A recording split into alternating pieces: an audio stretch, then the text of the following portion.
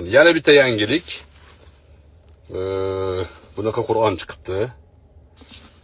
Bu Qur'onni soyali Qur'on deyiladi, soyalik. Qur'onni qarang, ajoyibligini mana.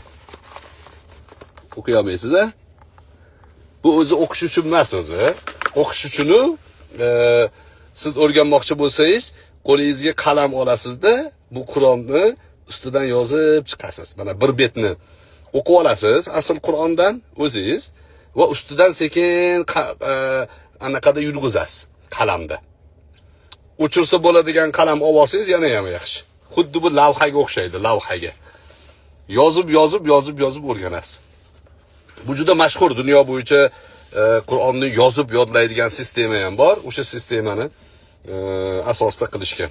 Ajoyib sovg'aga ham Ramazonda qarang, ranglari bilan 5 xil rangli berishdi menga. Mana bu qizchalarimizga qarang. Qizlarimiz o'qishadi. Ajoyib-a? Mashalloh. Xo'p. Bunaqa rangi ham bor ekan mana. Endi qora rangi ham bor. Bizni qora bolalarimizga bu. Ajoyib xursand bo'lib ketdim. O'zbekistonda diniy qo'mita tomonidan ruxsat berilgan va bizda bosilyapti.